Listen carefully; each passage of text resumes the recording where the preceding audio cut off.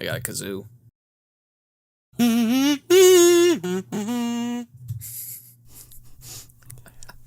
Why not? Hello, interwebs, and welcome to Close Up. I'm your co-host, Joe. And I'm Ryan. Indiana Jones and the Dial of Destiny just released in theaters this week, and Ryan and I are here to talk about it this week. No full spoilers ahead for the movie, you've been warned. From this extreme long shot, we zoom into our medium shot.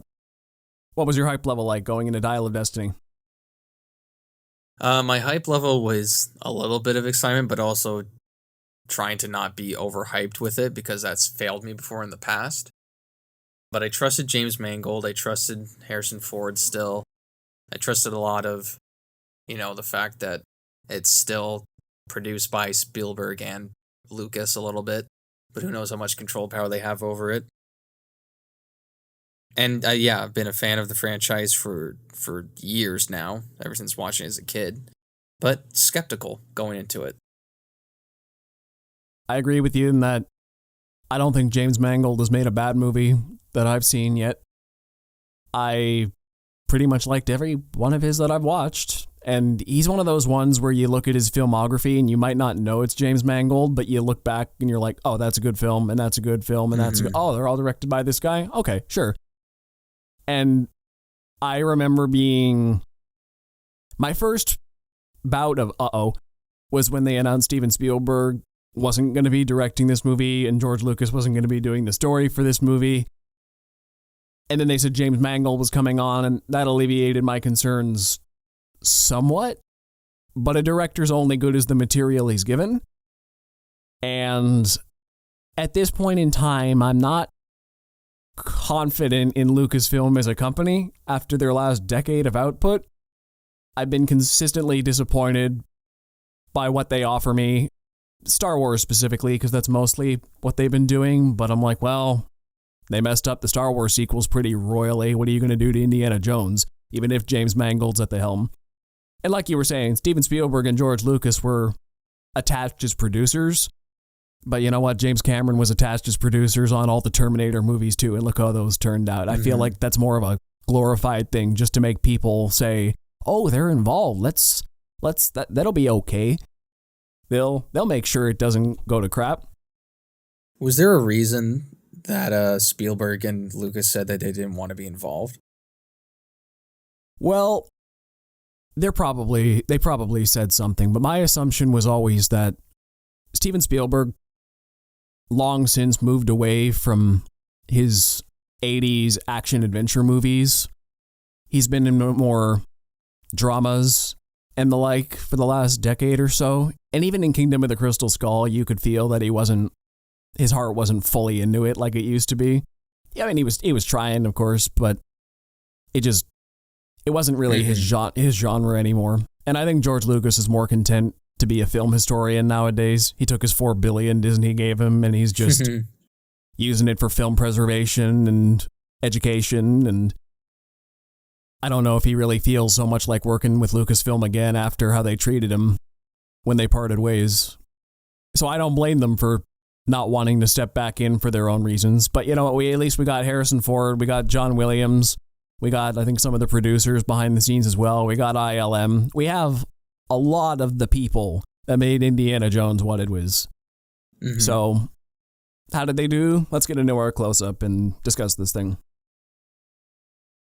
I'll tell you, my concerns were somewhat alleviated right away from the opening text, which is a weird thing to say, but just that they got the font and the coloring of the text right out the gate. I'm like, oh, okay. So James Mangold, I can tell immediately, has paid attention to the details.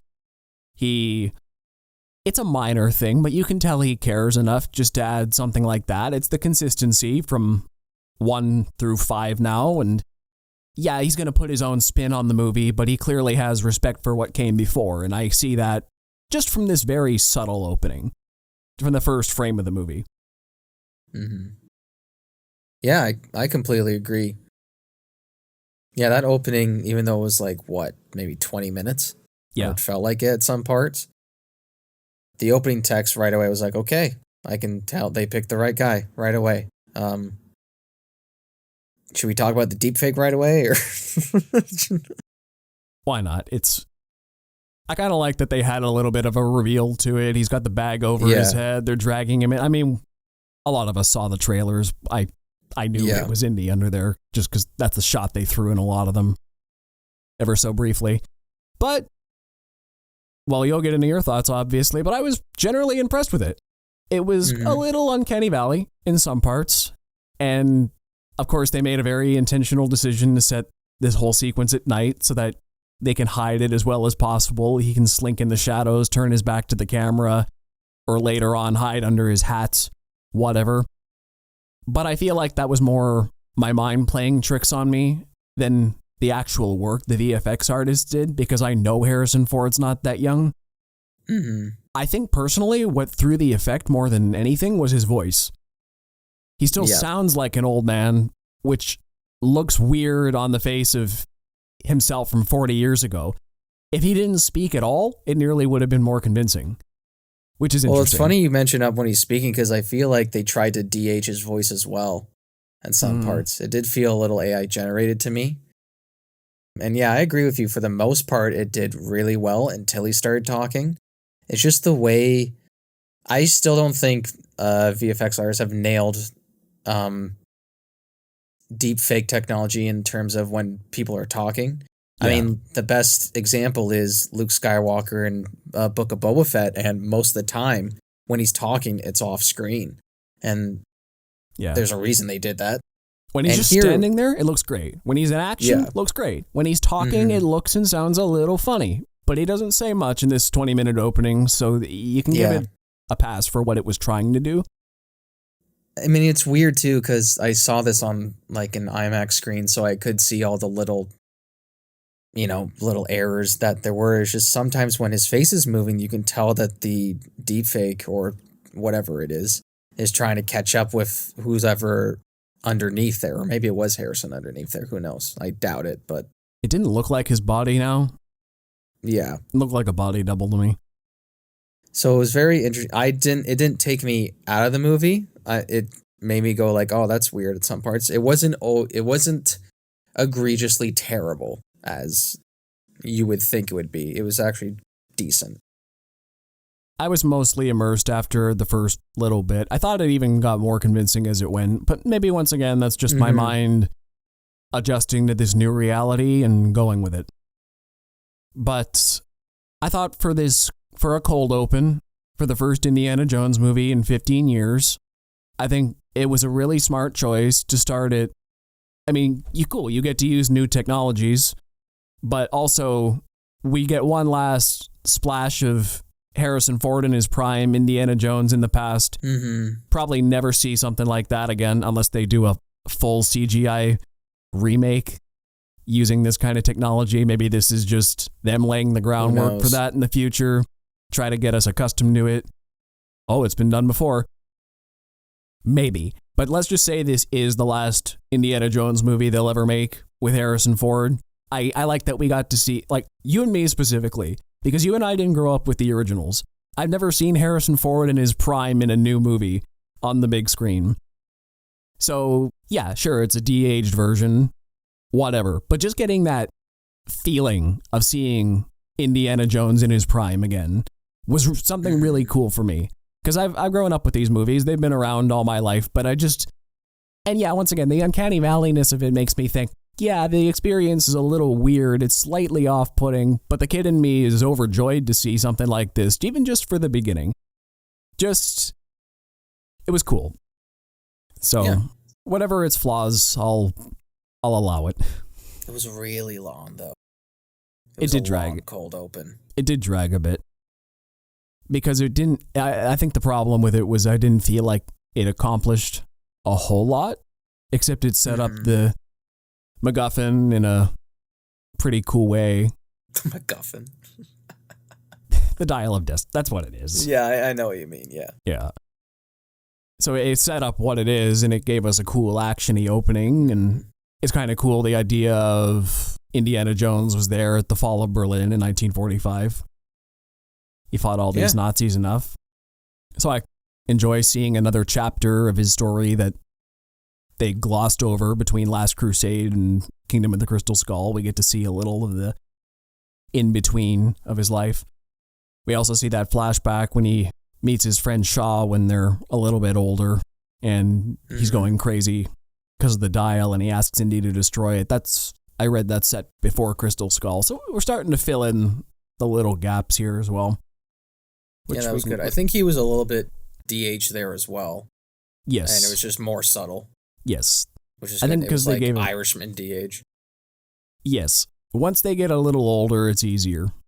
Yeah, for sure. When you're trying to make someone look 40 years younger as opposed to 20. It's tough. Yeah. So this opening, like you said, was a little bit too long, probably.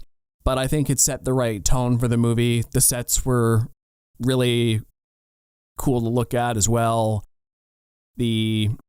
Just the whole vibe of the fall of Berlin, the bombs going. I love this part when the bomb comes through the building and everybody's staring at it, and then it just falls to the floor, as in he's hanging off the noose. Like, yeah, this feels like an Indiana Jones movie.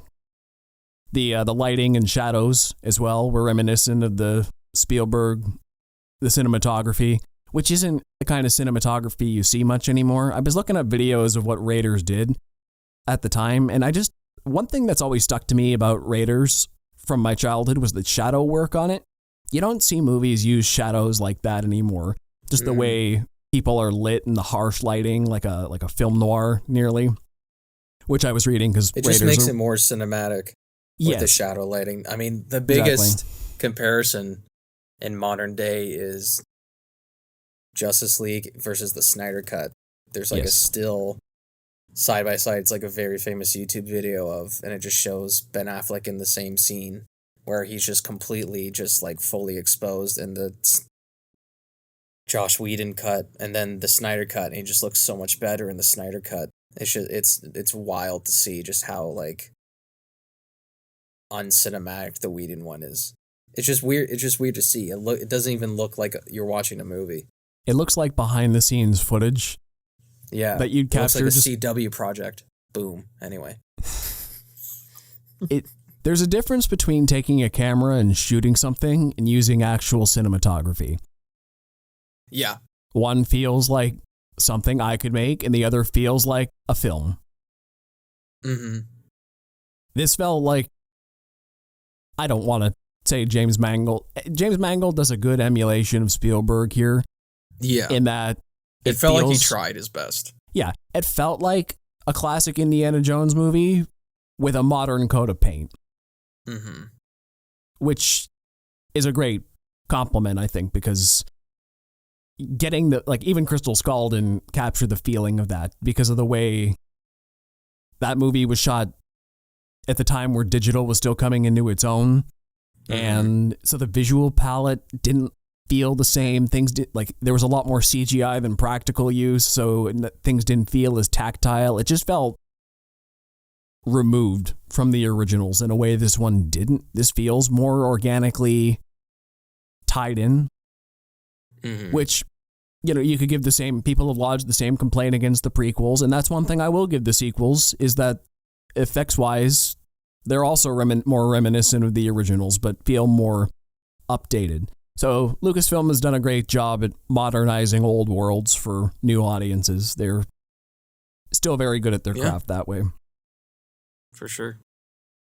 So we get into the modern era now after that cold open where they jump off a train and Bowler definitely should have died right at the beginning. Yeah. They all should have died. Well, him specifically, he got slammed in the head with Oh, yeah. At the railway. He should totally be dead. And there's no explanation on how he's alive. No. I thought that would tie into the plot where the dial would have saved him somehow or right. Who knows, but I wondered I'm alive. I wondered if maybe that cold open was going to be, okay, well, people theorize this is about time travel. Is this actually the ending of the movie? Are we coming back here later? Wow. Or something? I wondered about that. We didn't get that. But that was a bit predictable. I was predicting that too, and then something else happened later. We'll talk about it. Yeah. So the modern day, I had my back up just a little bit because of how legacy installments tend to treat their heroes later, as you and I have discussed many times. So to see Harrison Ford or Indy as the cranky alcoholic old man next door who's yelling at hippies, his wife left him, his son's not in the picture either. He's a super boring lecturer. He's retiring. He's just drinking his sorrows away at the bar. Feeling like how other things have treated their legacy characters in the past, but also a little bit different, a little better. And I think that's down to Harrison Ford's performance for me. Mm-hmm. Because even though the story is saying, okay, Indy's life has kind of gone to crap, Harrison Ford doesn't play him like a total out on his luck loser. Yeah. He's still got that emotional fortitude. He's just sadder now. And this is just... he still tries to get his... I think what saves that from being other legacy characters, he still tries to be that interesting teacher. He still has a passion for teaching, even though he's probably in his most depressive state. And he's trying to get the students involved, but they don't really care because they care more about the astronauts coming back from the moon landing. Yeah. But he's still just trying to do his job, probably his last day at that. And I love the detail where it's a totally different university. Because he was... actually, no, that doesn't make sense. Because I just rewatched at the end of Crystal Skull, he was made associate dean. Oh, so maybe... I thought he was fired in the same university. He was fired at the very beginning, and at the very end, okay. There's like a guy writing on a door, like Henry Jones Jr., associate dean. Maybe it is the same one. Maybe they updated it. Maybe. I don't remember what city... it could be. I don't remember what city they were supposed to be in the originals, but... Right. Well, anyway, I like that lecturing scene because you could tell as soon as Helena started actually engaging him that he came back to life and got more... he started feeling more like Dr. Jones of old with his passion for archaeology when somebody actually gave a damn about it, about what he was saying. I enjoyed that quite a lot. So after that, he meets Helena, and she explains about the dial, and she tricks him into getting the dial, which maybe I should have seen coming. I don't know. I tend to just get invested in stuff. I don't try to look too far ahead. Right. She's like, oh, that's kind of cool. Or she didn't want it for the reason I thought she did. She was acting like... I thought she was going to want it because it was going to involve her dad and bring her dad back, but no, she wanted for money. And I was like, oh, okay. She's just that person. What I think the part that got me specifically, what I'm trying to communicate here, is that she came to him saying she wants the dial and she wants him to come with her to get it from the bottom of the river. And then he brings the dial to her. He's like, oh, actually, I didn't destroy it. I've had it this entire time and I've been hiding it here, and here's the dial. But she knew that all along, and the whole thing was a con to get that. She never... that's the part that impressed me, because I thought, okay, yeah, she's probably going to use it for some nefarious purpose or to sell it off to the highest bidder or whatever when they get it. But I thought the hook was, let's go back to Germany and go and get it in the river. But she actually knew he had it all along, and she was just playing on his guilt about abandoning her and her father and what he did to them in the past. So that sets her up as an interesting character right away. You can't trust her, but Indy's kind of compelled to help her out because she's his goddaughter, and after her father went crazy and died, he did kind of abandon her to whatever life she ended up leaving, which she found some success for herself, but came at a cost of some morality. Yeah. Well, that was the funny thing, too. I wonder where in his timeline where the dad died. Because would it have been after... spoilers. Would have been before or after Mutt went into the military. Because for me, it would make sense if the dad died after Mutt went into the military. Because he wouldn't want to take on the responsibility of another child again. And potentially messing them up. Well, let's see about that. How old is Phoebe Waller-Bridge, you think? Oh, I don't know. Well, she was 10 years old around the time of, 12 when he last saw her before she grew up. And maybe that was, I don't know, 20 years, so 32, I'm going to guess, in the movie. Okay. Well, then that probably wouldn't quite line up because this is set in 1969, and I think the Vietnam War started in 60. Well, okay, it started in the 50s, but America got involved in 65 or 6. Right. So Mutt died sometime in that 3 years. So I think she would have been too old. Mm-hmm. So he abandoned her a while back. Yeah.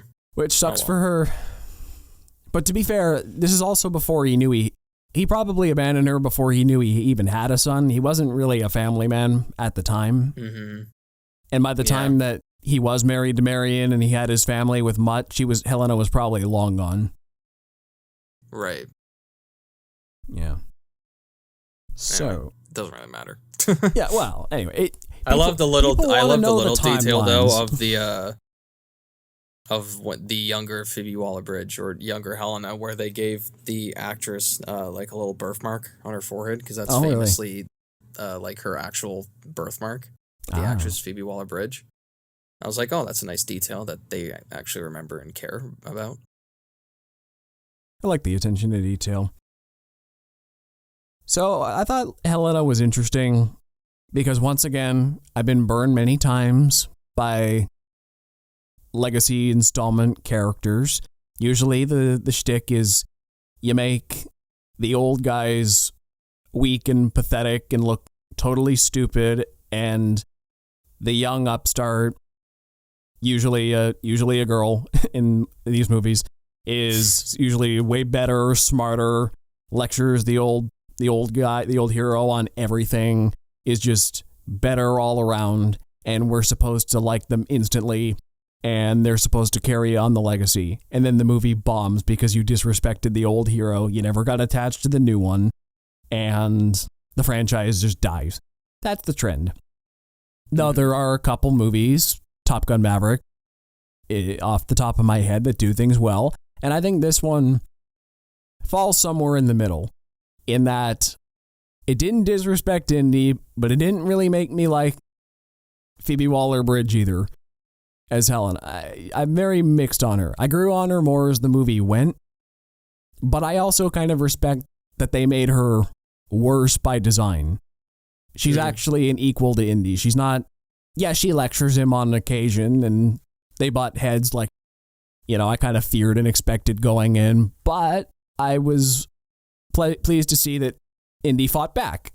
He had, they had a back and forth. She never one-upped him fully throughout. He had things to teach her because she was too arrogant, and she at the same time made him acknowledge, he is an old man and maybe a little out of touch, and she knows a couple things by being a scrappy, street smart person. He's, maybe a little bit out or a little bit rusty. So they both had good points, but I like that they made him the moral center of the film and a strong protagonist too. Because one of my favorite scenes is to illustrate this, is when they're on the scuba diving ship and his friend gets shot and killed. Yeah.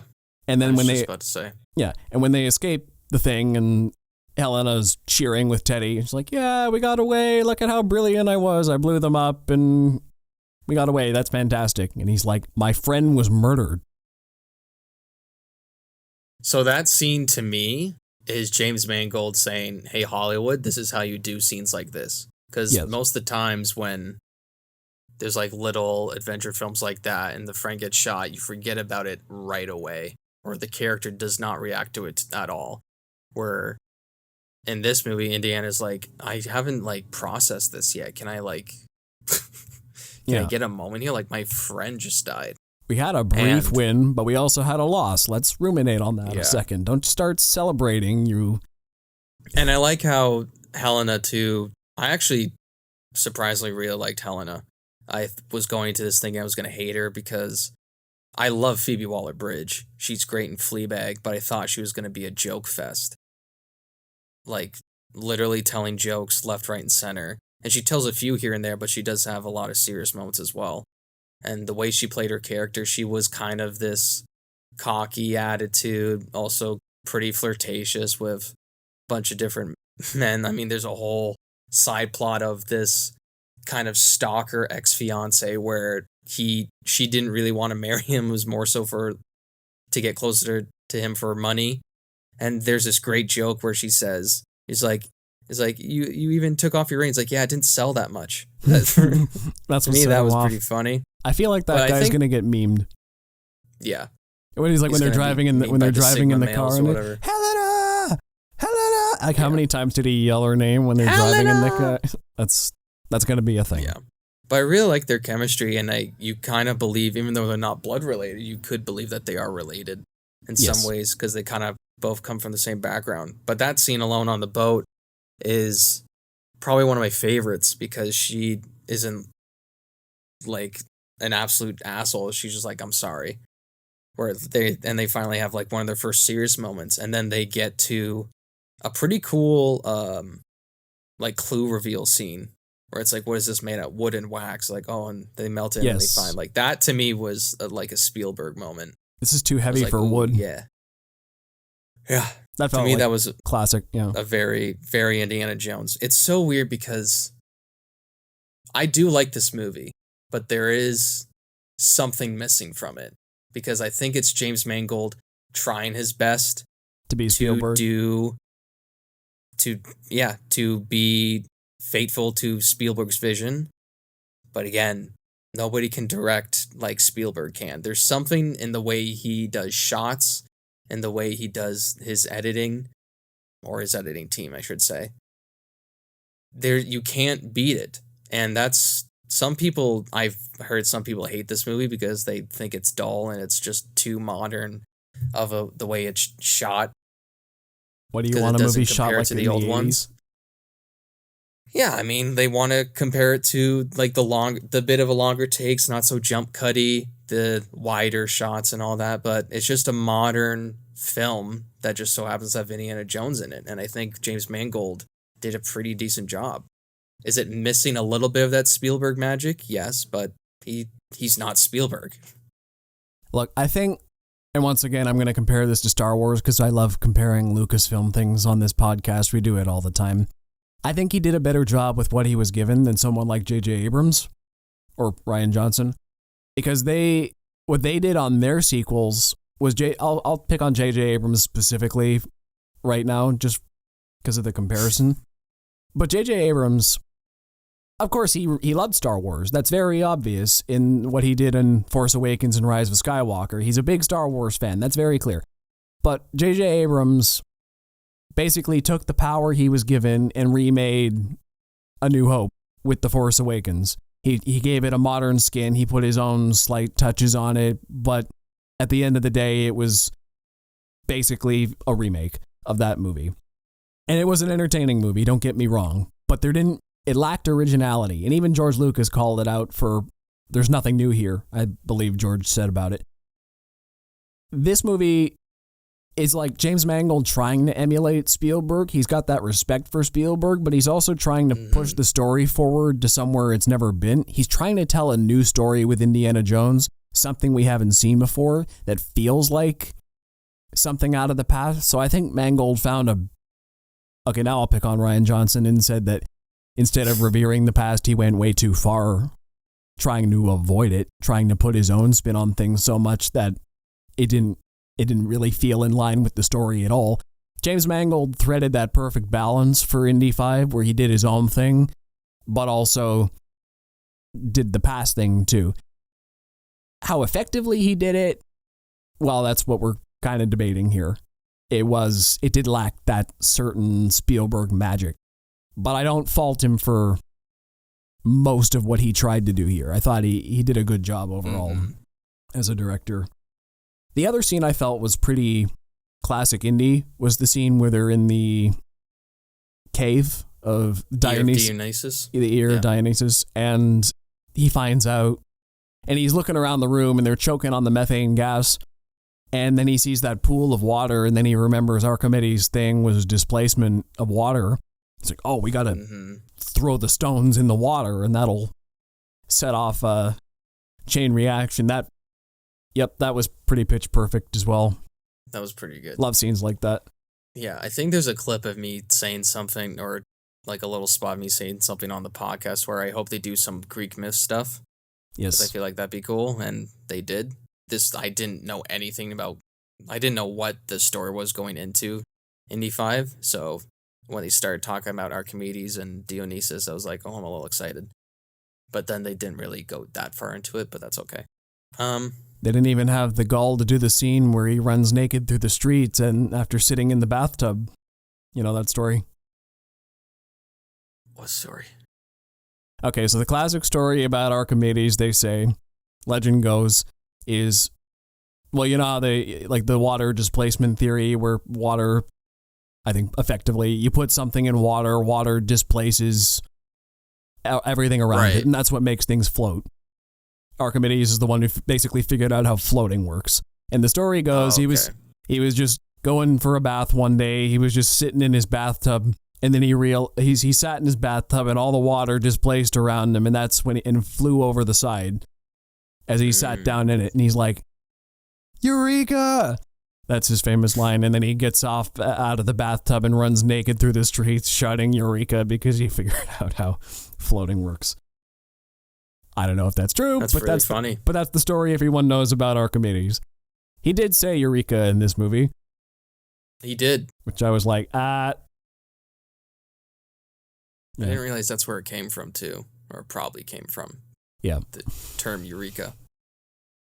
But yeah, I liked when they were like cave spelunking in there. That felt pretty classic Indiana Jones, especially when they went into the Archimedes resting place. And it was starting to, I liked the mystery behind it, like why they're dragons with propellers, why is he wearing a watch? The anachronisms were badass. Into it. Loved it. Yeah, I was getting really, really invested into it. It's just so weird. It's just like, I don't know what's missing from this movie except, okay, so I think like the magic moments that I'm thinking about like in Raiders or in Last Crusade is when they're talking about the specific items, like the Ark and the Covenant and the Cup of Christ, the Holy Grail. There's not a scene like this, like in those movies where they're explaining what the item is, what the people believed about it back then. But I don't think that's a fault on this movie. It's just more so in this movie, it's like, oh, it's the Dial of Destiny or whatever it's called the Dial of Destiny in the movie title, but it's called something else here. Something like it's like got 14 syllables in it. They were very vague about what it did. Now, if you kept and I think that's what's missing about it, where it's like it's too vague of an item for like a lot of the audience to get super invested in. Okay, we have to get this before the Nazis do. Now I'll tell you here what, it's just like we have to get this item before the Nazis because they're Nazis, not because this item can do mystical things.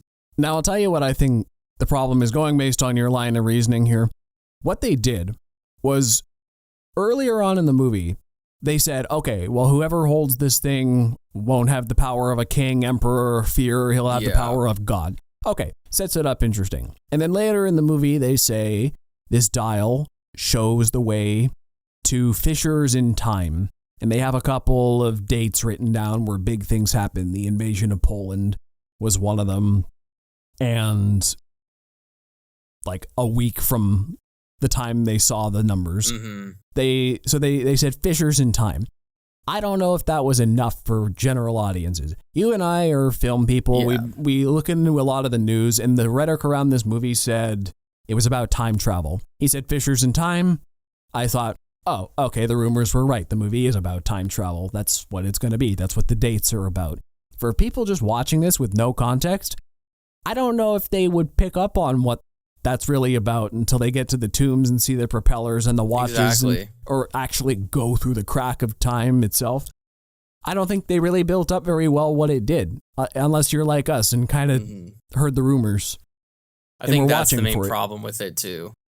And I do think it was on purpose. I don't think it was a miss by James Mangold, because there was a particular dialogue scene where Indiana Jones says something like, "I don't believe in magic, but it's what I've come to learn over the years. It's not what you believe, it's how hard you believe it." Yeah. So at this point, it's just kind of like, I've seen so much crap that Yeah. I don't need to deny anything at this point. But I feel like a scene like that would have really helped this movie capture some of the magic, where it's like, well, the locals believed blah blah blah blah blah. Yes. Anyway, I did not think the only callback we were going to get was a Temple of Doom. I did not think that. Where it's like, have you ever drank the blood of Kali? I think we got a lot of That's the only callback?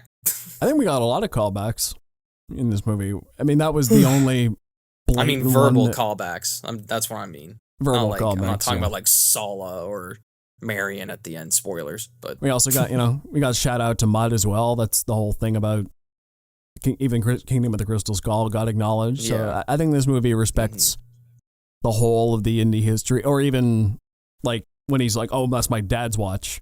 You stole my dad's watch." Like, yeah, acknowledging Henry Jones Sr. This is a bit nitpicky for me, but from what I remember, his dad had a pocket watch, not a wristwatch. Right. So I was like, wasn't there something about the watch, though, in Kingdom of the Crystal Skull? I could swear I remember a scene where he had the watch or something. It wasn't like blatant.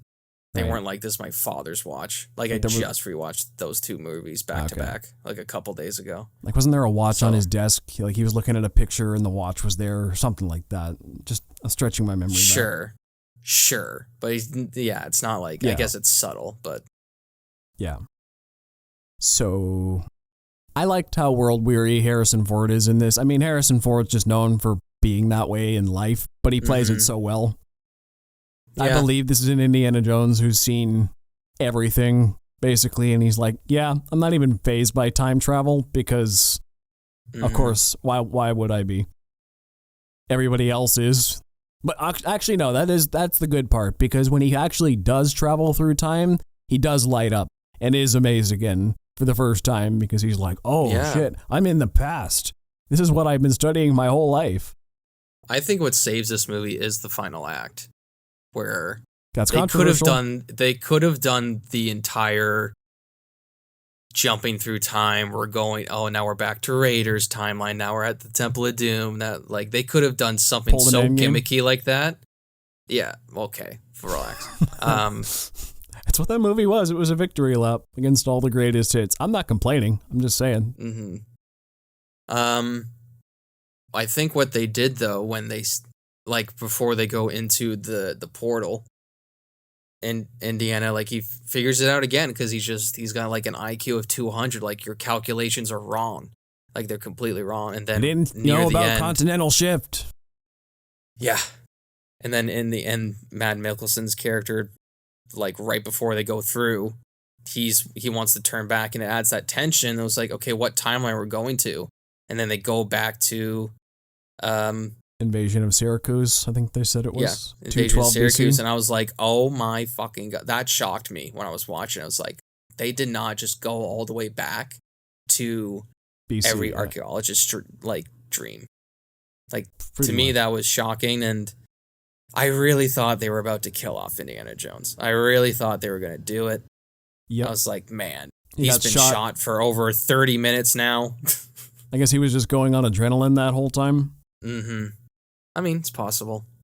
Or I mean, it depends too, like, if not to get, like, I'm not a fucking doctor, but if the bullet just stayed in his chest, he's probably in less danger than if it went all the way through, because that's 2 exit wounds bleeding out. But if the bullet's still there or something. Well, I guess it's the same.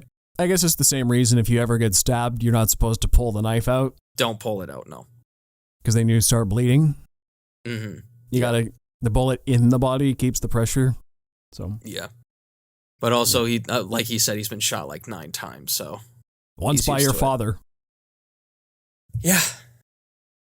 Which was like a weird callback, because that was like an hour ago in terms of like movie timeline, if you think about it. Yeah. But I don't know. I liked the ending. I kind of liked it was kind of a fake out where Because so much of the Hollywood bullshit is just like, fine, I'll leave you here against your wishes, even though it doesn't make sense. Where this is why I love Helena. She goes, yeah, and I have to do this.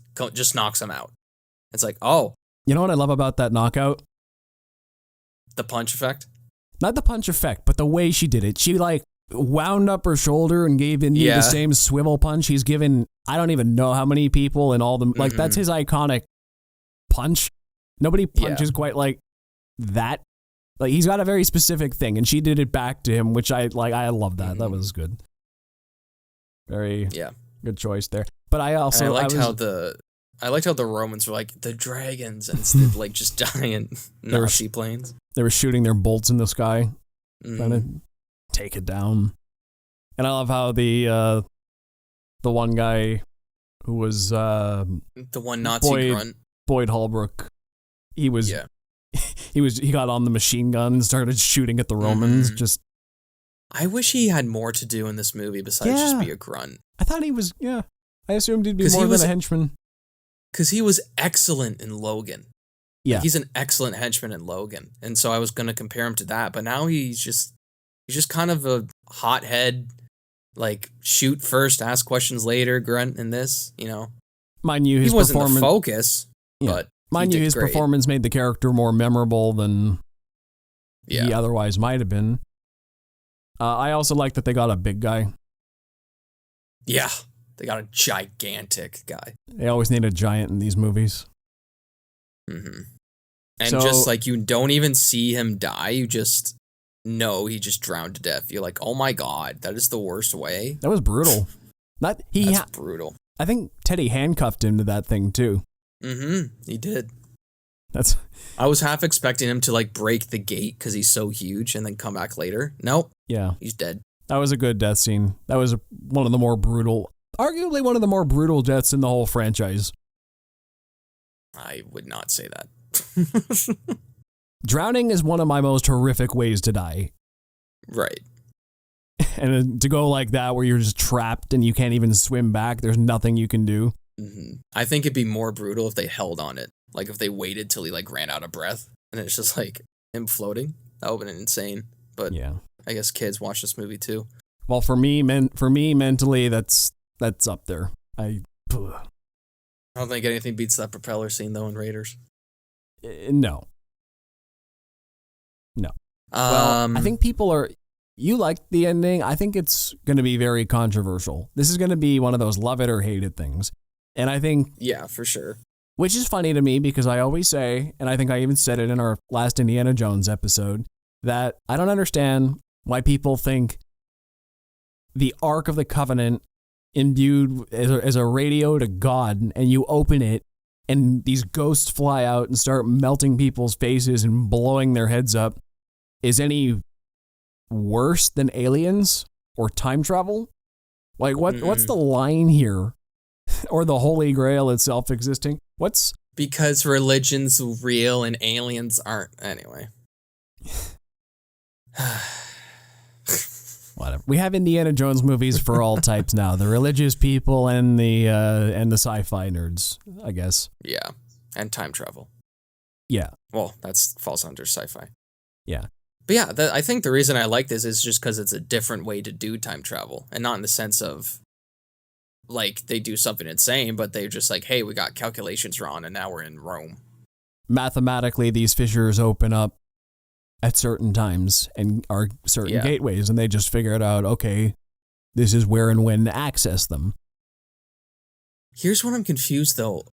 Because it was kind of a shock reveal near the end, I don't understand Matt Mikkelsen's plan.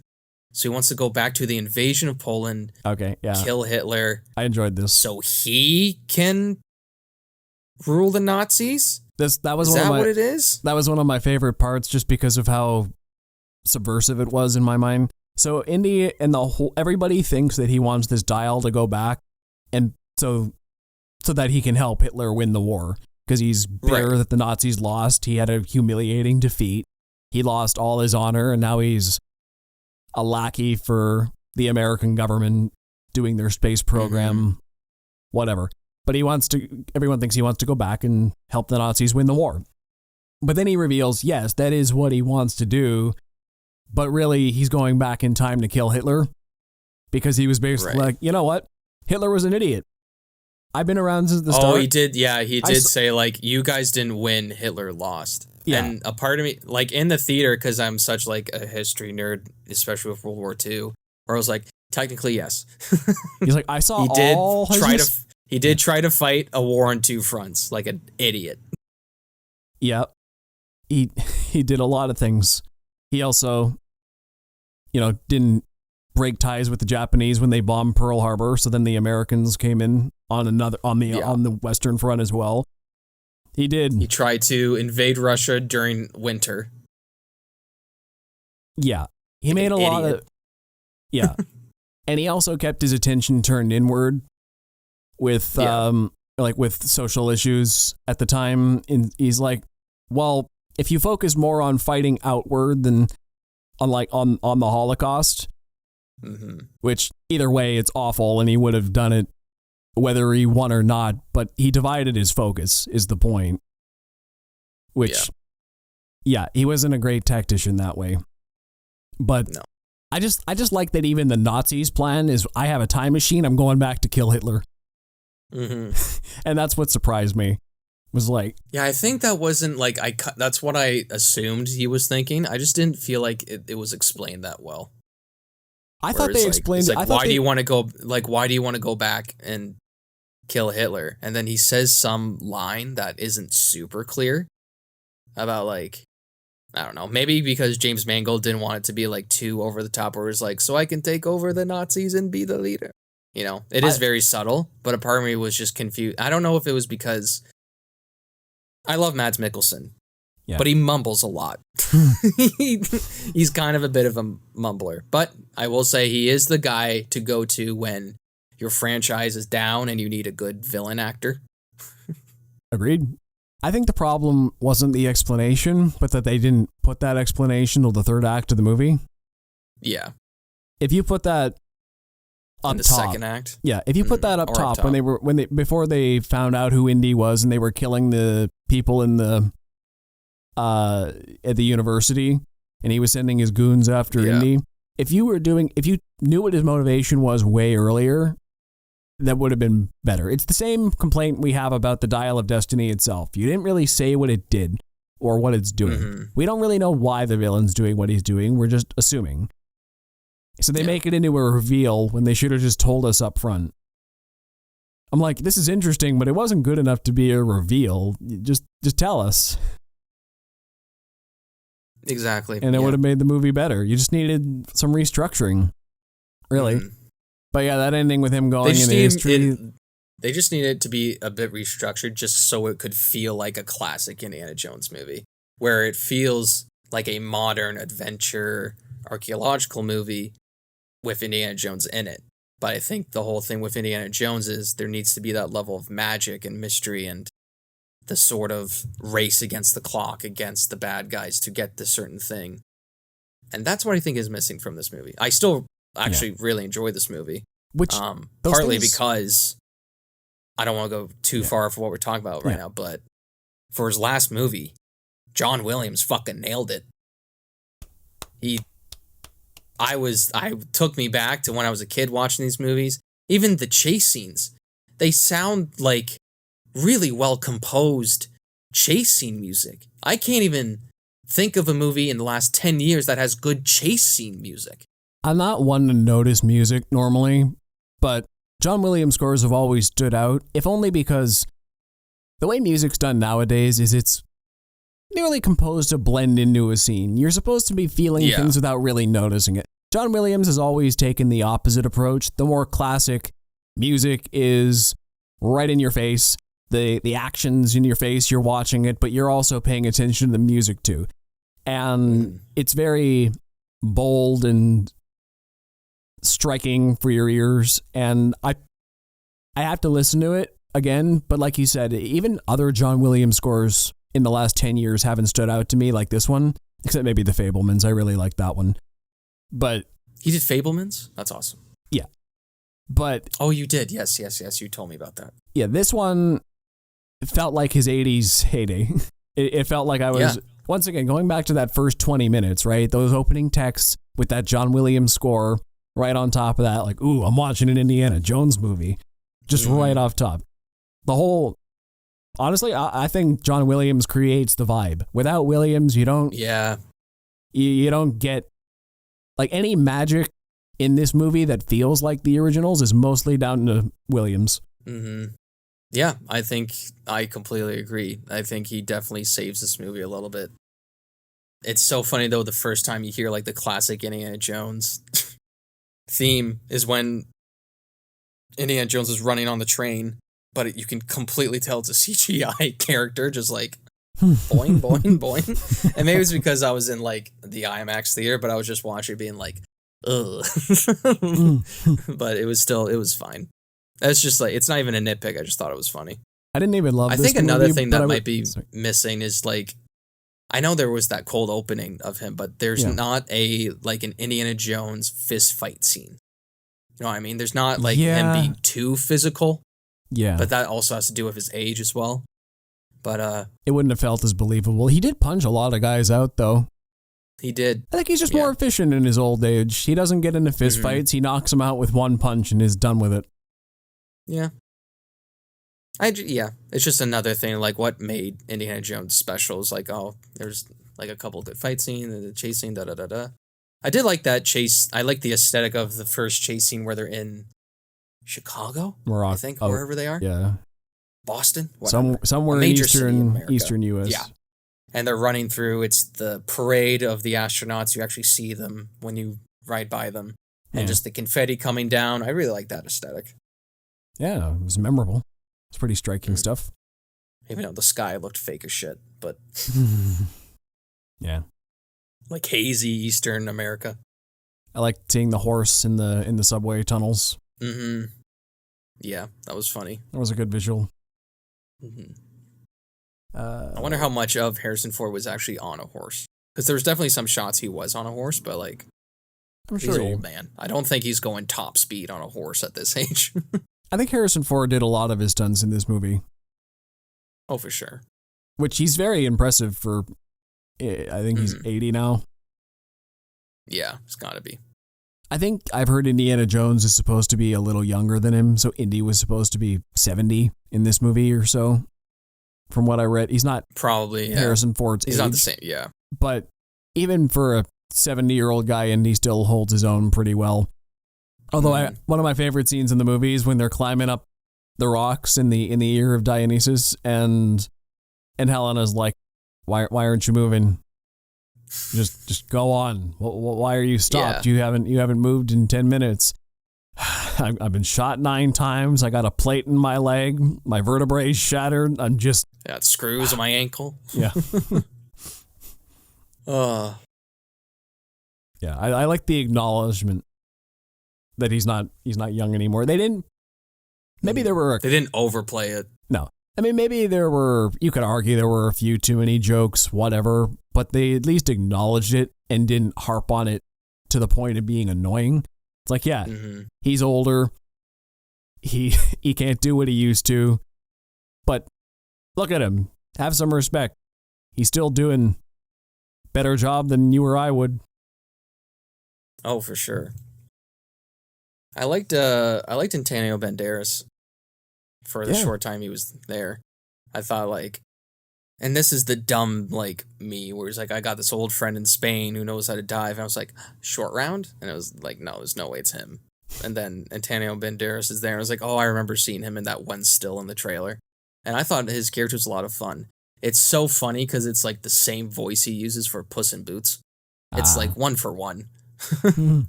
But I thought he was a fun character. It was a good appearance. I like the scuba diving scene. One of my favorite bits is just before that, when somebody compared eels to snakes, and Indy was like, what? Yeah. No, they're not.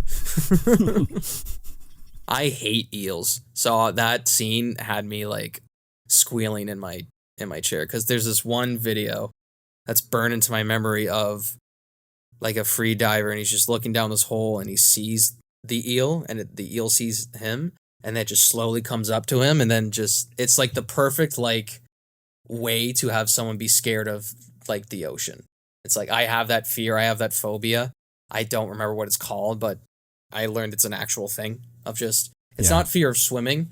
It's just a fear of what could be in the ocean while you're swimming. And there's just like pictures of it, and it's the most disturbing thing.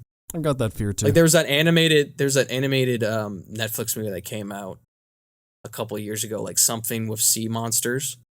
And there was a clip of like these two pirates like in the water, and they look down, and it's just this giant red sea monster staring up at them. And then the worst thing ever happens where it doesn't come towards them, but it backs up away, and then you don't see it anymore. Oh, I hated that.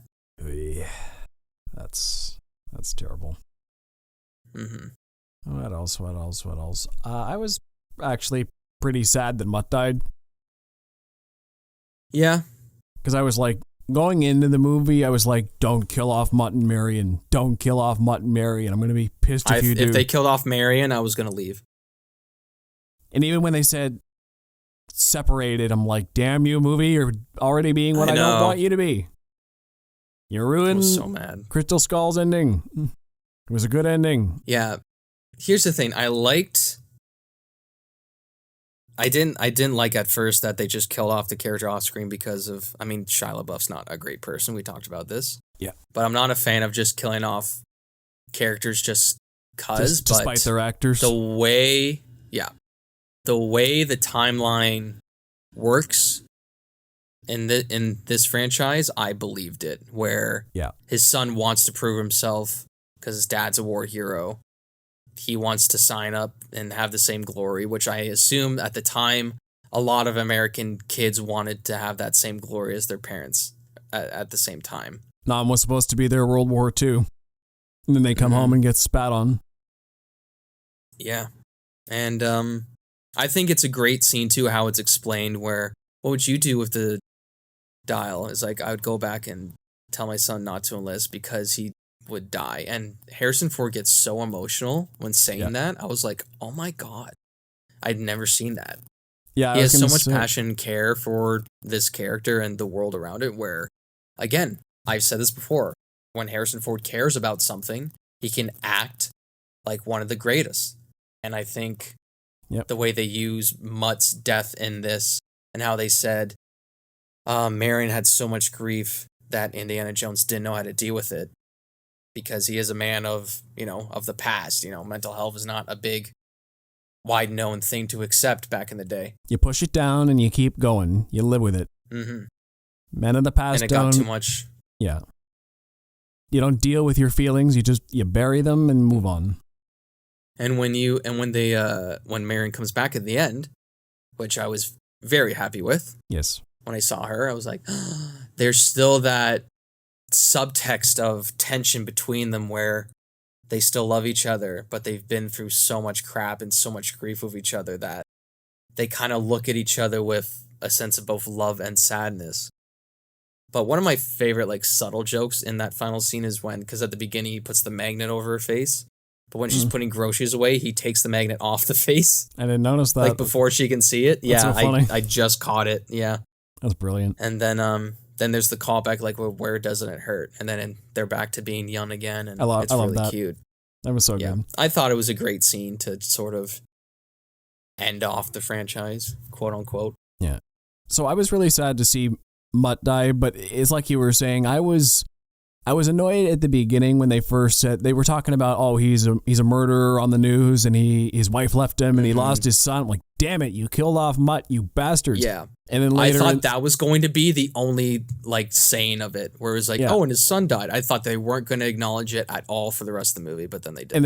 And then later he talks about, my son enlisted, and he never said Vietnam, but I'm like, oh, yeah. You can all assume. And then I kind of softened, and I'm like, oh, yeah, fine, I buy that. I buy that he enlisted in Nam. He was of the age and the era. This was a thing that happened. When was Vietnam again? It was 50. Well, I think the French. What was it? I think the French fought in Nam from like 59 to 65, and then the Americans were there from 65 to 75 or so. This was 69. Because I was trying to remember if they were still fighting when the astronauts came back. Because when the way Indiana gets away, where it says, "Hell no, we won't go," because I think, was there a draft? I don't think, was there a draft? Not at that point. No. So It was a little halfway confused. through. It was halfway through. No. Maybe it's just other kids being like, "No, we're not going to find your bullshit war." Yeah. Which at the time, yeah, it was pretty bullshit. Yeah, but I mean, at the time Mudd It's still enlisted, bullshit, he was technically. he enlisted. He wasn't forced Yeah. there. He was going to prove a point. But yeah, so I was sad when Mutt died and when Marion separated from him. But I really enjoyed the ending when Marion came back. I did half expect it in the back of my mind. I'm like, well, if this movie is going to try to be the ending for Indiana Jones and actually a crowd pleaser, they're going to end up with her coming back by the last scene. And I was right at that, which I was glad for, because if she didn't come back at all, I was going to be actually livid. But yeah, I was going to lose my shit. I so thought Ke Huy Quan was going to show up, because he showed up on set multiple times. He's at this height now where I bet if this movie came out a year later, they would have done reshoots where he would have made a cameo. somewhere. Yeah. Maybe in Indiana Jones 6. Who knows? Where she teams up with Short Round, where Helena and Short Round team up for an adventure. I'd watch that. Oh gosh. Yeah, I would. It's just Only if he was in it. I don't care enough about Helena right now for a spin-off, but yeah.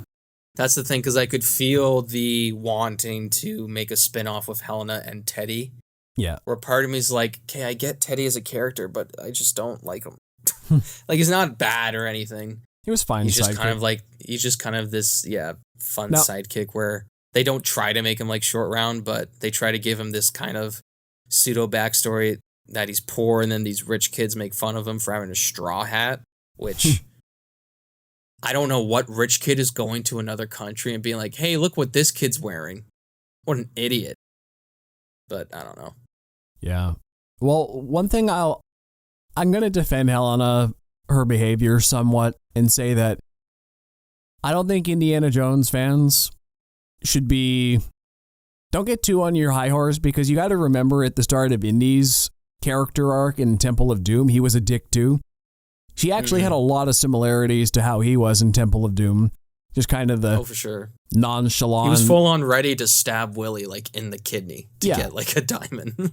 He was very nonchalant, mostly was self-centered, cared about putting things in the museums, but was more in it for the fame and glory at the time, from what I remember.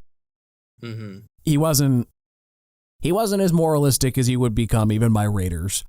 So at this point in her career, Helena's like proto-Indy was in Temple of Doom, 1935-ish.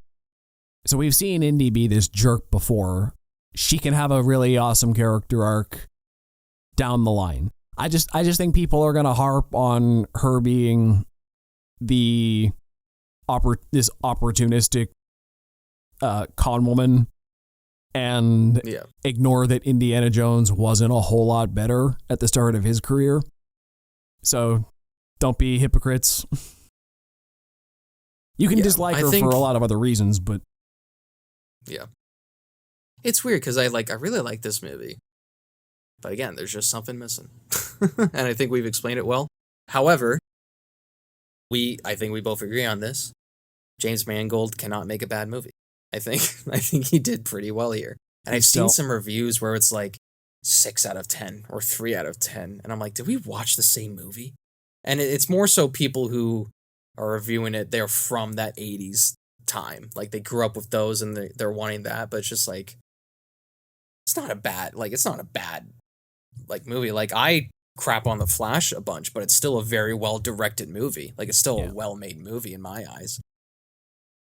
This movie does have its problems. It is a bit slow at parts, but it's still a well-directed movie with a lot of great emotional parts and not super cheesy dialogue. There's no CGI monkey swinging, so there's that. Is there one too many eels in that sequence? Probably, but it's the fear factor, right? So, I don't know. Yeah, I liked it. Yeah. I was going into it thinking like this is going to be so bad. I just had a fear, but hey, they still. I think it also is just because it's James Mangold, it's Harrison Ford doing his best, and I think it's John Williams doing his best. I think those three altogether just made a pretty good try. All right, so my laundry list of stuff I did not want to see in this movie. I didn't want to see Indian marriage. Time travel?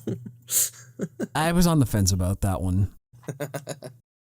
And I'm still a little bit mixed on it, to be honest, but I'm not. It's like I was saying this whole time. I can't pretend like weird stuff hasn't happened in Indiana Jones before, so I don't know why the time travel feels weird to me.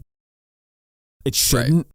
But something about him actually going to the past was like, well, in the past, these ancient things, they came to him. He found things and they were in his era, but this feels like it's going one step further by actually putting him into the weirdness and having him meet Archimedes.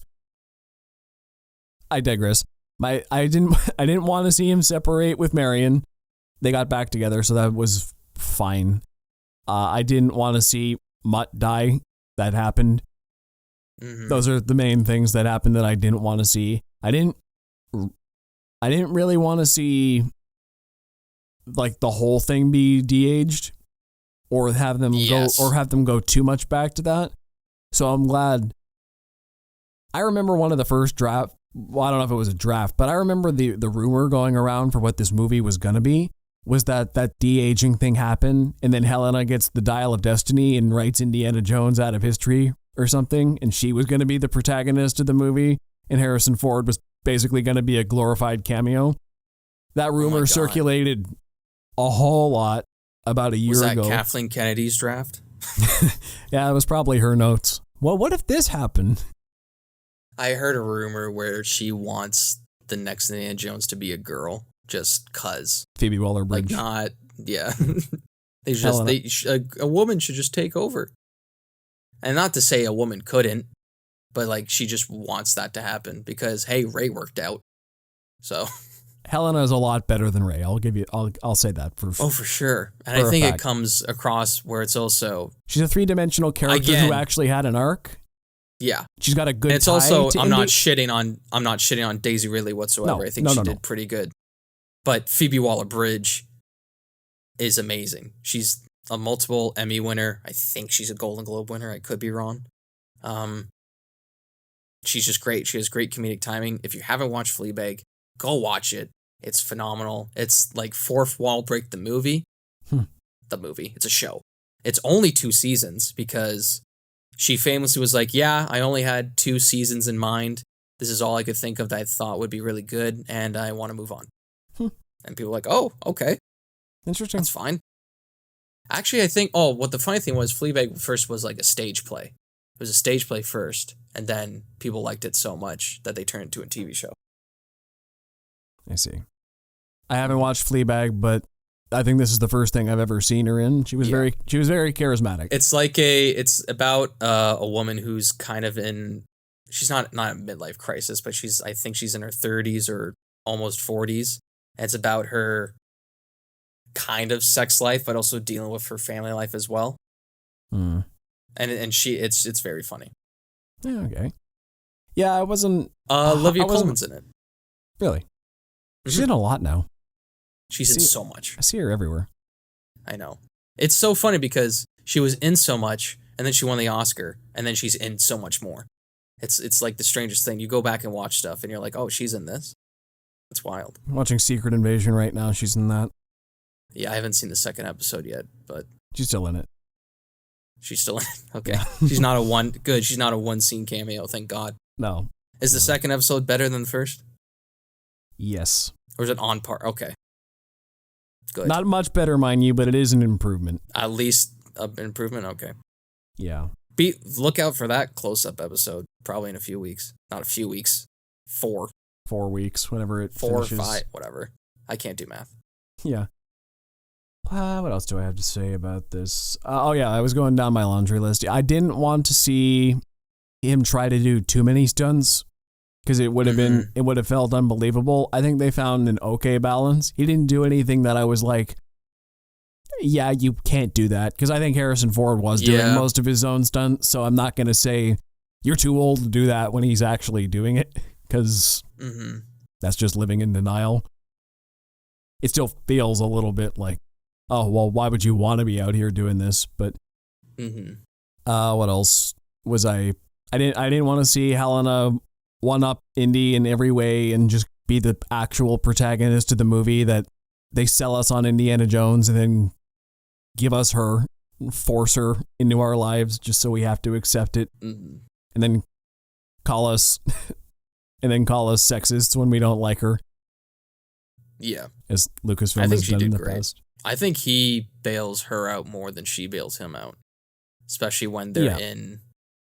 It's not Cairo. They're not in Cairo, but they're in Egypt, and she's auctioning off the Morocco dial.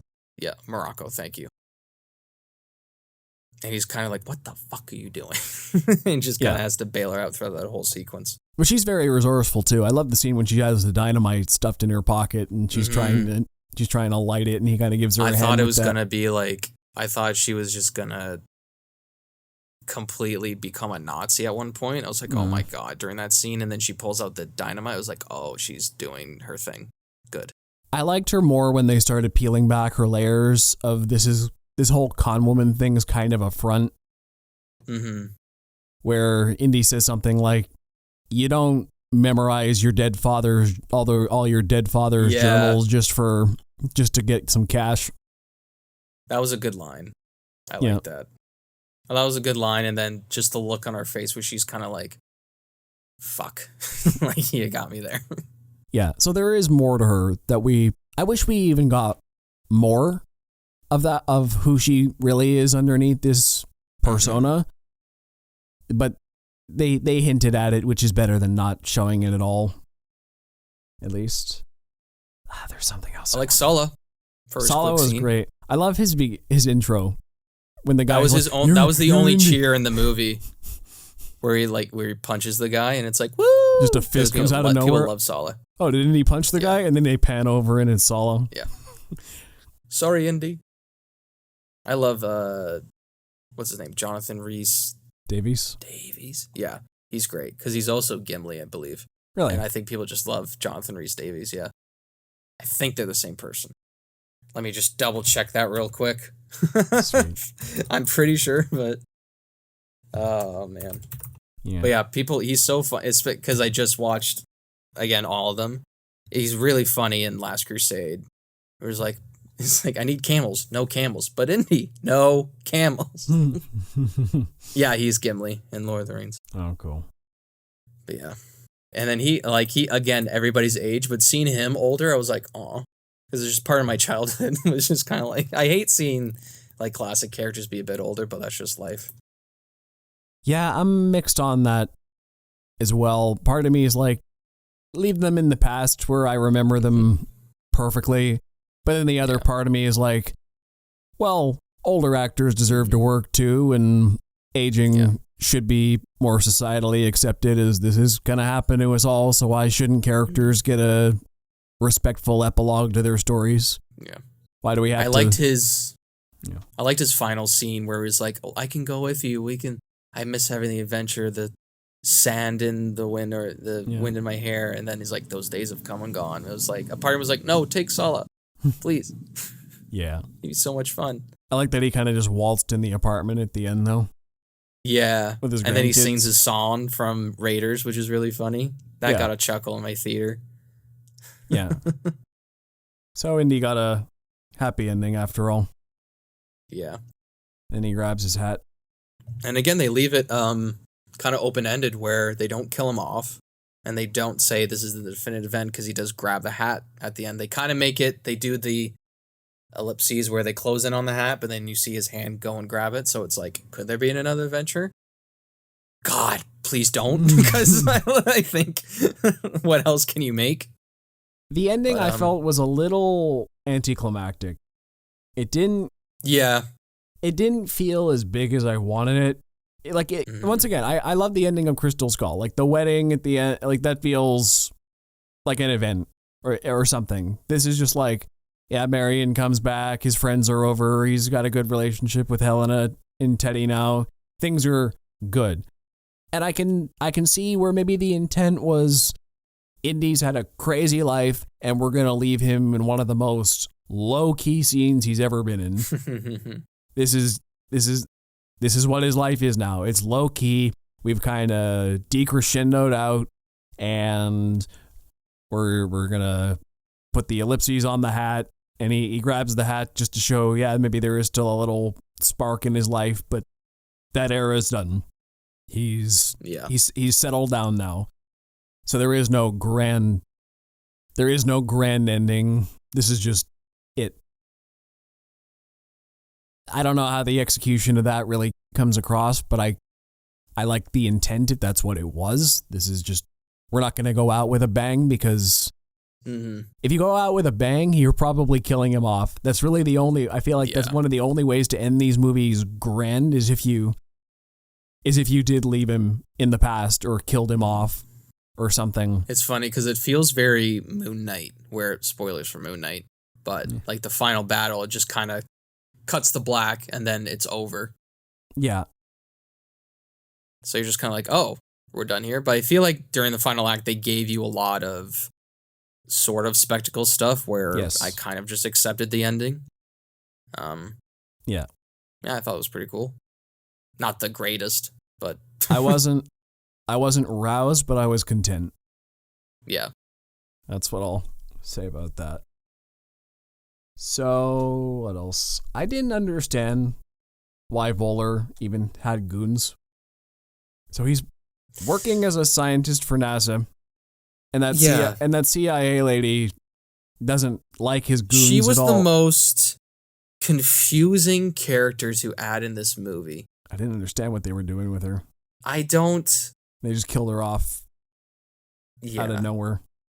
Which kind of respected me. I gave like a little bit of respect for James Mangold, because I feel like throughout the story, as he's writing it, or whoever's writing it, they're like, this character's getting to be annoying, so let's just shoot her. And it's nothing to do with the actress at all. I think she did decent. I just don't know what it is, because she is working for the CIA, and she is with Voller to sort of chaperone him. She's kind of his handler. Yeah, because he worked on the team that sent Apollo missions. Yeah. And he's supposed to go to Washington to speak with the president, but they're not in Washington. And again, like, I'm trying to decipher what her goal is here, but she's trying to get Helena for some reason. I don't remember what it is. Because she might have the dial? I don't know. Maybe? I don't really know what was going on in that first act now that I'm thinking about it. Yeah. The movie, I think, would have been better off with her not being in it. Her character not being in it. Once they got to Morocco and Indy's framed for murder and he's going after Helena to steal the dial back, that's when it started clicking into place for me. And it only got better from there. But it's like there's the first 20 minutes when they get to Morocco to the end, and then there's that whole bit before that where I didn't really know. Well, here's what I'm confused with. She's working for the CIA. Yeah. And the goon just completely murders 2 teachers. Yeah. And she's just fine with it. And she does say, like, your goons, like, just murdered 2 people and blamed it on Jones. And he's like, but she's just like, doesn't arrest them or whatever. Yeah. It's like, I don't know. I felt like she was just kind of written to be sort of a shock kill later. But I just don't understand who these guys were. I'm like, well, first of all, does the American government know they're employing a Nazi? Because he calls himself Schmidt. He doesn't call himself Voller. So he's got an alias. But he only reveals his name like when she's dying. Yeah. So they know he's a German, but do they know, like, did they give him that alias to cover his ass because the government doesn't want to be associated working with Nazis? The government totally knew who he was, right? I have to assume that they're the ones who gave him the cover. But also, if you know he's a Nazi, or even if you don't, he's just a scientist, why are you giving him armed goons? Or letting him have them? And the CIA knows about it. She's there. And also, one of the goons is like reading a like German translation book. Yeah. It was like, this is how I'm gonna learn German. I don't know. Like, it was just her. I'm just glad it was over with quickly, because a part of me was just like, they're just making the CIA and the American government look like idiots, because either they don't know the Nazis are working in American governments and NASA, or they do and they just don't care about it. Either way is stupid. Well, I'm pretty sure the latter was just history. I'm pretty sure that actually happened, where the guys who worked on the V2 rockets helped in the space program. Yes. Because, anything to win the space race, right? Work with former Nazis. So funny where the space race, like, America was like, hey, we landed on the moon, that's the end of the space race. Like, there's light years of shit out there, right? Now that you're saying this reminds me of one of my favorite things that I was thinking that throughout the movie. Every time Voller was like, we conquered space, let's move on. You got to the moon, you didn't conquer space. And you said it like you traveled for 3 days. Do you know how much more there is? He said that maybe 3 times in the movie, and every time I'm like, you didn't conquer space. Stop thinking that's such a... Okay, yeah. Maybe it was huge at the time. Yeah. Like, you got an accomplishment. I'll give you that, Voller. Yeah. But... So, what else? I will say Voller is a pretty decent villain. I don't think he's on the level of Balak or oh my god. I just watched the movie. The Last Crusade villain. Yeah. But I thought he was decent. I thought it was fun. Mads Mikkelsen, fun, but I thought it was menacing enough. Mads Mikkelsen's always a good villain. Fucking Hannibal, Doctor Strange, Fantastic Beasts. Bad movie, but he's good in it. And then this. Things. Yeah. The other thing I thought was dumb was when Has he ever played a good person? I have to look this up. The other Has he ever done I'd love to see him in a comedy just to see what he does. I bet he'd be funny. Oh, he's Danish. I didn't know that. Oh yeah, he was in like a 2020 movie called Another Round. I think it's like an alcoholic. I don't know if this is a comedy. No, I remember seeing the he is in Casino Royale. Oh, Le Chiffre. Wow. Of course. Oh, Rogue One. He plays the dad. Rogue One. Oh, yeah. A good character, yeah. He's in a couple scenes, but he's great. He's in Kung Fu Panda 3. Sorry. The other thing I thought was dumb. Is it Cars? Cars? Sorry, keep going. Was that scene when they're going through the portal and Teddy's stealing the biplane? And he's got the... And there was just that German guy sleeping in the back. And I'm like, how did you sleep through all this? But also, like, what is the point of him? He's like, hey, you're on my plane. And then he's just kind of there. Like, first of all, why are you sleeping in your plane? Don't you have anywhere else to be? Yeah. And also, why is this guy not fighting back? Yeah. You know what I mean? Like, not even trying to, like, get control of the plane. He's just okay with this child flying his plane. Yeah. I mean, I just felt like he didn't need to be there. I kind of understood it once they went through the portal and they were both just kind of staring dumbfounded at what is even happening. I don't really feel like fighting right now. This is just weird. But yeah, that was strange. Some of the effects I thought looked pretty green screeny as well. Mm-hmm. Like you said, the sky looked pretty fake. City, the skies, yeah. The train at the beginning, all the background, not the train itself, but everything surrounding it. They're trying to cover in fog because I'm like, that you didn't make a background for that very much, did you? That was the one time at the end where, like, right before they cut to the modern day, where it's deepfake Indiana Jones and he turns the smile and it's so CGI. I was like, oh god, like, it did not look great. Right. Yeah, they were fine. Nothing like insane, but it's just also just a problem with, like, green screen. This is where the volume could have worked. When they're on rooftops and they could have used. I mean, if anybody wants an example, look at the Batman. That's Volume City when it's Batman and Catwoman on the rooftop. It's called That's Gotham. The volume. It's called Gotham City, Ryan, not Volume City. What did I say it? You said that's. What did I say? You said that's Volume City. Oh. Gotham, the volume city. So, my final thought. I have to say this. I don't know why, but there's this podcast I see on TikTok, and it's the famous TikToker where he's always wearing the Spider-Man hoodie. Okay. And he's got like this one guy who has the worst takes and all. I've sent you a clip of it, like to you and Justin in the group chat. I think so. But he's gone on record and saying like Batman v Superman is a better representation of Batman than the Batman, like recently. And I'm just like, oh my God. But and he does that more so, like he has these hot takes because he is a troll, but sometimes he just believes that kind of stuff, and it's great content, but it's just so like rage inducing. I don't know, but it's so funny because his podcast partner just goes off on him, and that's what makes their dynamic like really funny. Isn't that he has basically the worst takes ever? That's basically just us though, isn't it? Yeah, but they're insane. Like they scream.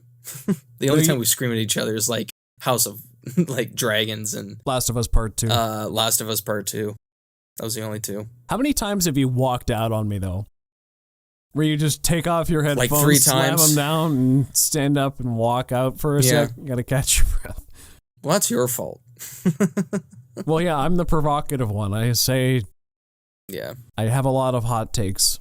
But this is a guy who thinks Cars 2 is one of the best Pixar movies. So, yeah, don't. Sure. I don't think I've even seen Cars 2 or 3. So I haven't either because it's so bad. And I haven't seen Cars 1 since 2004. He also thinks Man of Steel is the worst movie ever because it betrays the character of Superman so bad. Guys hasn't seen a lot of movies. I know. And he loves Last Jedi. Who is this person? And how, and how do you have so many...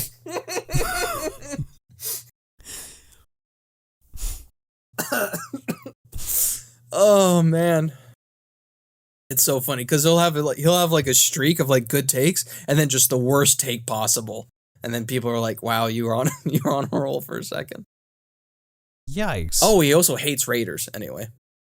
I don't understand. I don't understand how these opinions converge. These all feel like he's so strange, man. I think he's from Florida. Does that explain it? A little. Okay. It's a little clear. I don't know your name. I'm sorry. They call him the Hat Guy on the podcast, but we love you because you're funny, but you got the worst takes, bro. Okay, so my final thoughts on Raiders. Sorry, not Raiders. Although it's excellent. Yeah, Raiders is excellent. Raiders is excellent. I did like that joke when she just called him an old grave robber. He's like, "No, I wasn't. I was doing. I'm not a grave robber." So, in general, I think they handled the Indiana Jones legacy with respect. I came out of this movie thinking, yeah, I was entertained, but I didn't really need it. I was okay where I was. I didn't come out... Where would you rank it? 4th best. It's better than Crystal Skull, but it's worse than the original 3. Yeah, that's the hard part, because I don't like Temple of Doom. But it's also, I can't say it's like the 3rd best. I think Temple of Doom is better. Temple of Doom, mind you, is my next one up. I also really like Crystal Skull. I don't know why. It's just the pacing, right? This is one of my hot-ass takes. Yeah, the pacing's off, yeah. Like, this is a 2.5-hour movie. Temple of Doom is Indiana Jones in his prime, directed by Steven Spielberg. Yeah. Oh, man. If it's 4th best, I have to concede that Temple of Doom is 3rd best. Oh, well. Basically, I mean, mind you, these gradings have big gaps between them. It's like, yeah, it's 3rd best, but quite a bit worse than Last Crusade. This was 4th best, but quite a bit worse than Temple of Doom. It's definitely not top 2. I don't think Crystal Skull is like as big a gap from this to that. No. Because Crystal Skull, as we've discussed, is not as bad as people say. It's the worst one, but it's still better than people give it credit. Well, some people will say this is the worst one. Yeah, I bet. A lot of people will. Well, they don't have a podcast, so they're wrong. Our opinion is law. Yeah. Movie law. See, the thing is, criticism tends to be very hyperbolic. And the fact of the matter is this movie is just fine. It's not great, and it's not bad. It's just fine. And that's okay. It doesn't need to be the best Indiana Jones movie ever. It doesn't need to be the biggest disappointment ever. I came out a little disappointed, but also it wasn't as bad as I feared it was going to be. Yeah. So like when fans harp on like the one time when they shot on Rotten Tomatoes all the time, like how can reviewers say 60% is bad?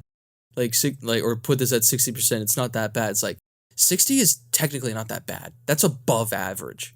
And that just means 60%. That's an above average. And that just means 60% liked it.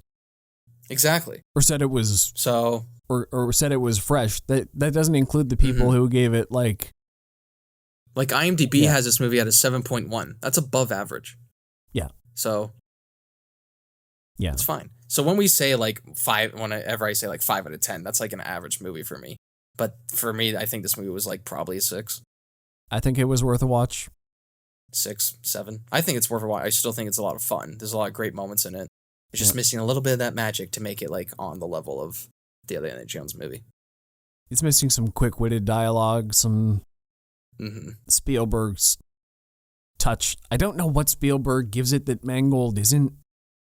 I haven't figured that out. I think it's the certain action scenes, I'm pretty sure. I think it's just Steven Spielberg does stuff with like action scenes and well, he definitely has a better sense of geography. Most action scenes fail in geography. Yeah. Can't figure out what's going on. Was very like jump cut, not super jump cutty, but yeah.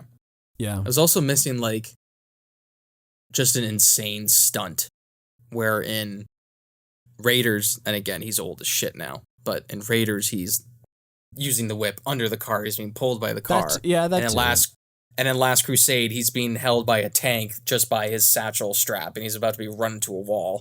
And you're like, oh God, watching that, so tense. And then it's a great moment too where they finally turn away from the tank. This is why I love Last Crusade so much. When they turn away from the wall, and then Indiana Jones starts to climb up, and you hear the John Williams score, and you're like, yeah! It's just like a great moment all around.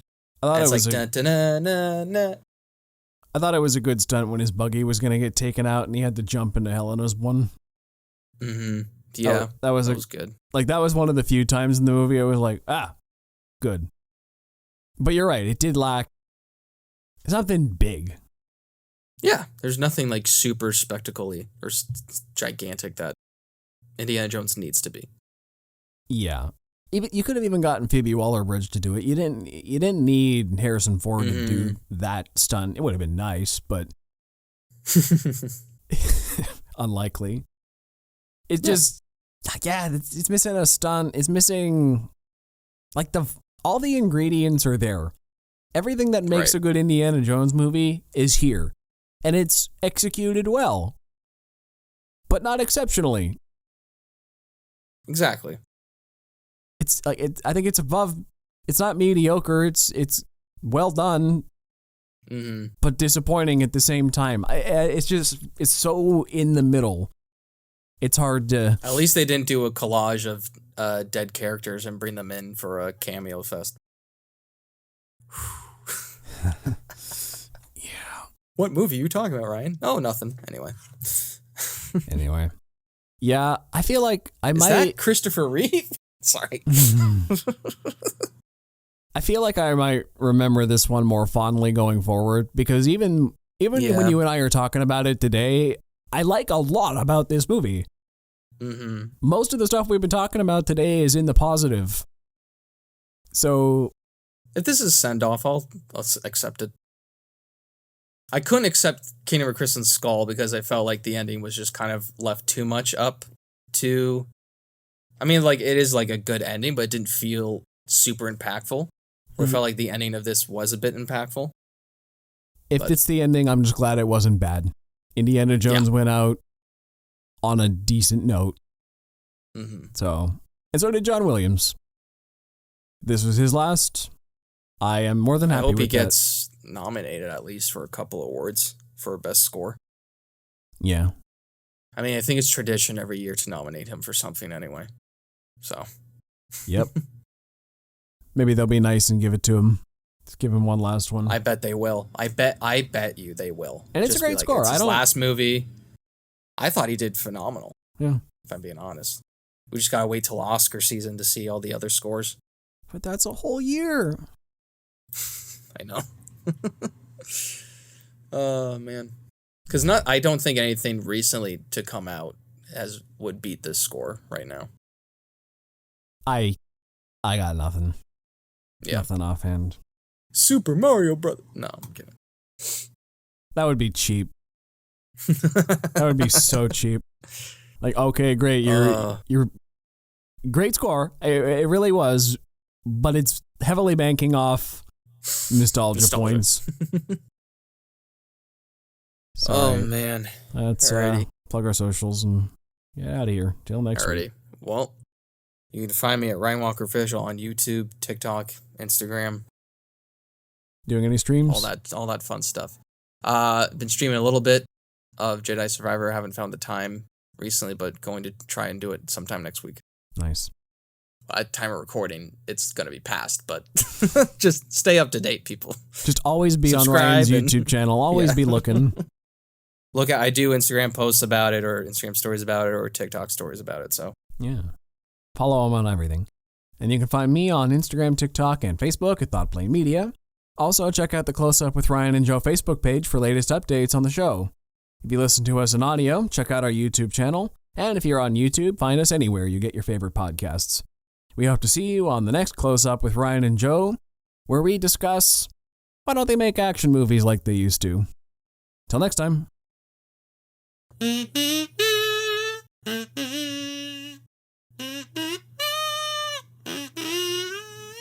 It's so off pitch you can't get demonetized.